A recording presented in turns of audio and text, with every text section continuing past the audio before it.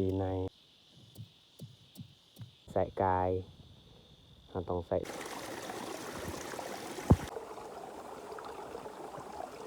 ส่วนนกอันนี้ตัวใหญ่เห่านี่เราก็เริ่มปิ้งเรากินบ่เบิดเราก็เสียมือสบายดีเมื่อหมู่ทุกคน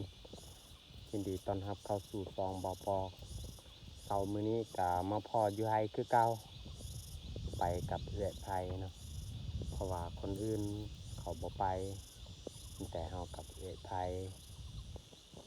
แล้วก็ส่วนเมียของเฮาก็คือเพิ่นเก็บเนาะเพิ่นเก็บทองก็บ่ฮู้ว่าสิเฮ็ดแนวใดมีแต่เฮาไปปลูกประเภทมักแตงหรือว่าข้าวโพดจะมีถั่วดินเนาะแล้วก็มีมักเพชรแล้วก็มีในมักแตงนะแต่ทุกคนไปเบิ่งกันส่วนเอื้อยไผของเฮาก็ปลูกข้าวโพดกับถั่วดินส่วนเฮาสิปลูกมักแตงมักในมักแตงเนาะแล้วก็จะมีมักเพชรเฮายังบ่ทันปลูกเฮาปลูกในมักแตงก็คือตามที่เฮาจูดเนาะเฮาจะวางไว้เทื่อละ3 เมตรหรือว่า3 ในเฮาจะไว้บ่อนั้นในหนึ่ง3 ในมันเป็นแบบนั้นเนาะคือบ่อนี้เฮาจะวางไว้3 ในทุกคนไปเบิ่งคือบ่อนี้แหละเฮาสิขุดแบบนี้ขุดแล้วก็วางไว้นี่เทื่อละ3เนาะคันว่ากาย4ก็บ่ให้ใส่กายเราต้องใส่3นี่ตัวนี้เรือเนาะหลังจากนั้นเราก็เคลียร์ใส่หรือว่าเอาถมบนนี้แหละ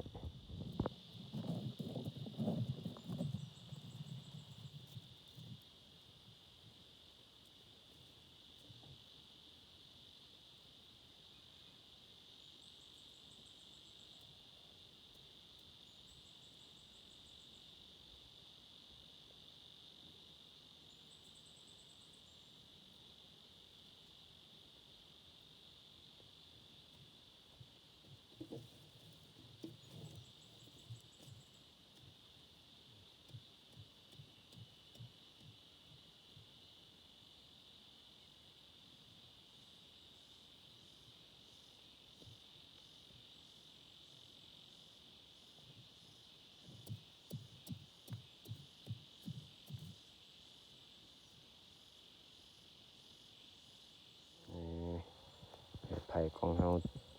ปลูกถั่วดินกับ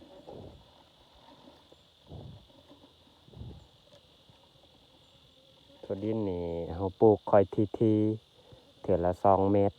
หรือว่า2 ในเราจะปลูกห่างบ่ได้เพราะว่าเราอยากกินหลายเราต้องปลูกที่โพดก็บ่ได้อีกยันเวลามันปงมันอาจจะยากนะทุกคนแป้งก็คือนี่แหละ เดี๋ยวเบาปอกไข่เบิงเนาะจะไว้บอนทงยางนี่ในหมักแตงที่เฮากินแล้วเฮาก็ตากแห้งไว้หรือว่าเฮาไว้โตมันแก่เพื่อเอามาเป็นในที่เฮาปลูกเฮาสามารถคั่วกินก็ได้เนาะหรือว่าตำแจวหลายอยู่แถวบ้านเฮาบ่เคยมีในที่เฮาซื้อมีแต่ส่วนหลายเฮากินแล้วเฮาก็ตากไว้ตัวมันแก่เนาะมีแต่เฮาไปปลูกเลยบ่ฮู้ว่าเขาเอิ้นคล้ายคือเฮาเบิ่งคล้ายคืออันนั้นโตเขาเจ้าต้มกินใบเตยเนาะเขาว่าบ่แม่นตัวนี้มันเป็นยาใบเตยที่เฮาเคยต้มหอมๆ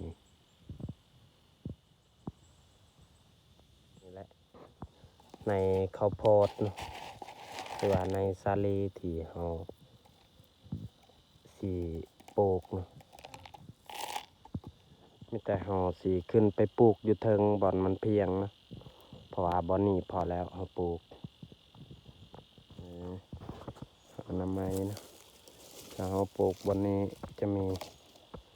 หมากแตงหมากบวบหรือว่าหมากอึเฮาปลูกบ่อนนี้แหละเฮาปลูกบ่อนนี้หลายอัน3 ชนิดหรือว่า4 ชนิดจะมีถั่วดินเพิ่นปลูกข้าวโพดเลยสีในนะ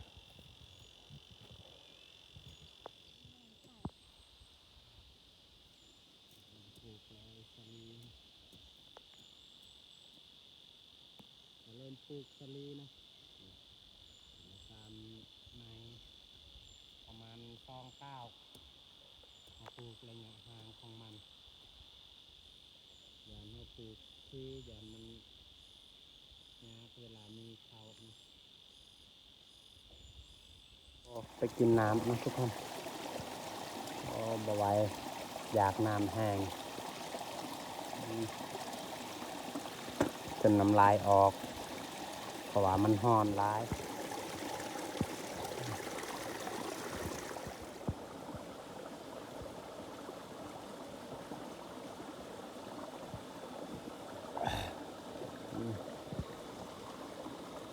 อีกบาทหนึ่งบ่พอ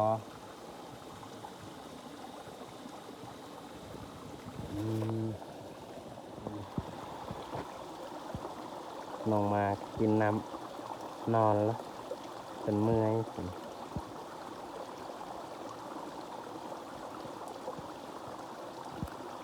หลังจากเขากินน้ำเรียบร้อยมีแต่เขาสีเตรียมไปปลูกต่อปลูกมะเพชรเนาะเพราะว่าซาลี่เขาปลูกสำเร็จเรียบร้อยแต่เขาสีไปปลูกมะเพชรหรือว่ามะอึเลยในมะเพชรเขาต้องใส่ทงยางเนาะเพราะว่ายานมันฮ้อนใส่มือเขา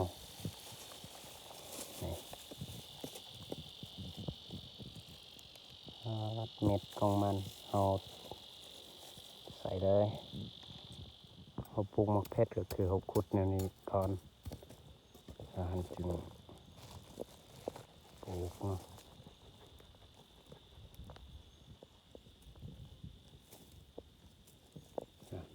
จึงทมปาดมาตัวนี้มันทมจากเข้าเลยมันทมใส่อันนี้ใส่หมักในหมักไผ่ก็เมื่อบานเนาะส่วนเฮายังออกไปป่าไปดงกับน้องมาของเฮาก็ยังอยู่นี่นอนส่วนผลมาของเพิ่นส่วนโตสีขาวๆหันบริษัทเข้ามาเฮ็ดทางเนาะแต่ว่าบ่ได้ถ่ายตอนเขาเจ้าเฮ็ดทางทุกคนเลยเขาเจ้าเฮ็ดทางใกล้บ้านเบาปอกแล้วก็ลงไปอีกยังอีก2 บ้านเนาะก็สิสำเร็จแล้วมาจับมักเพชรเพราะว่ามันน้ำจากมักเพชรมันเข้าไปในมือเบาปอกแซ่บขนาดจังใดทุกคนก็ลื่นเบิ้งเฮาไปเลาะแถวป่าเนาะไปหาพกได้ว่าจะเห็นไก่ป่ายังสัตว์ต่างๆเฮาก็สิเอาเป็นตัวอาหารเนาะลูกนกมีพรมแล้วโอ้ไวขนาดมันเห็ดอีกบ่ดนมันก็สิได้บินไปเนาะว้าวมันหิวข้าวเนาะทุกคนโอ้น่าสงสารมันบ่มีอาหารเบาปอกก็บ่ได้อาหารน้อยเนาะประเภทนี่แหละผลงานที่เฮาได้เนาะได้นกก็ประมาณ6 ตัวเนาะนี่เราได้ยิง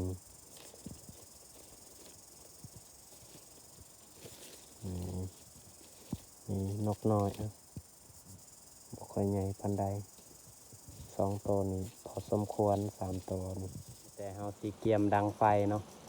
เพราะว่าผ้าก็เฮาบ่ได้ถือหรือว่ามีดไปด้วยมือเนาะบ่มีหยังเลยมีแต่กระไฟมีอยู่แต่เฮาสิดังไฟ เริ่มใหม่แล้วเพราะว่าเขาเอาหญ้าที่กระเจาะทางบนเขาเฮ็ดทางนกอันนี้ตัวใหญ่เห่ากัดสีเอาเมื่อเนาะเขาเฮ็ดกินแต่ตัวน้อย3 ตัวก็พอแหละนี่เขาก็เริ่มปิ้งแล้วมื้อนี้ก็เริ่มบ่ม่วนเนาะเพราะว่าเมียบ่สบายเขาก็เลยรู้สึกอีต้นเมียออกไปป่าเพราะว่าเมียนอนเจ็บอยู่เฮือนผมบ่ได้เบิ่งกินบ่อนน้ำเนาะมาทุกคนมากินข้าวเที่ยงอันนี้ก็คือกินนก3 โตเนาะแล้วก็แจวปลาแดกนี่แจวปลาแดกที่บ่ปอกตำเองว่าเมียบ่สบายก็เลยตำเองเมียเป็นเจ็บท้องว่าเขารู้สึกไปช่วงนี้กับบ่ม่วนแต่หลังจากเขากินข้าวแล้วเขาก็สิข้าวเมื่อเนาะมาทุกคนมากินน้ำกันกินนก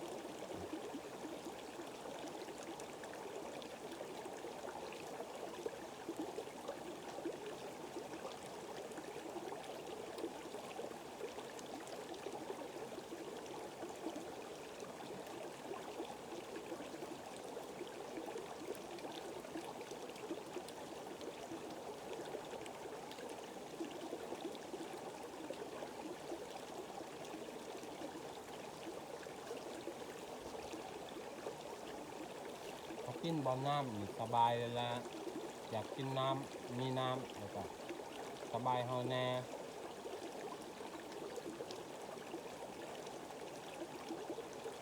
ถ้ากินบ่อนแถวผู้บ่อนที่บ่มีน้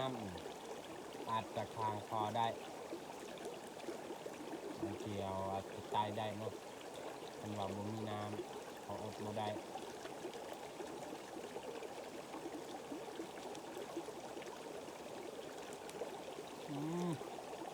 แซ่บขนาด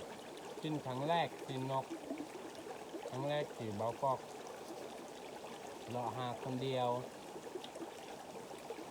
ข้าวเหนียวเนาะ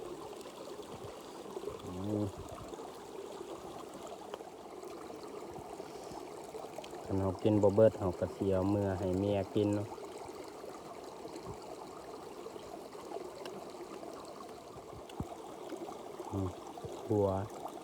หัวนกน้อยเนาะเข้ากันกับแจว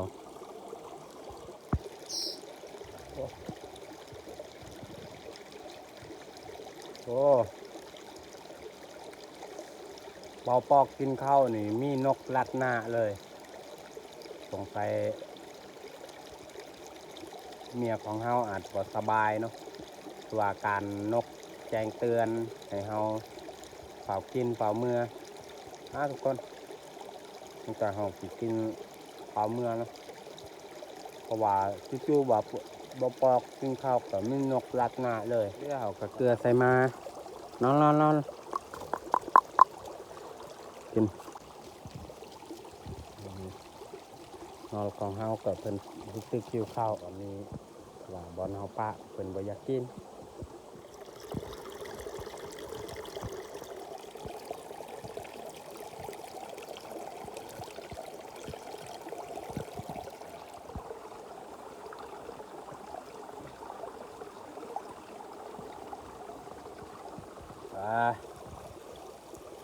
ทุกคนเขากินข้าวกินน้ำกับสำเร็จเรียบร้อยมีแต่เขาสิเตรียมกลับบ้านเพราะว่าฝนกับสิตกแน่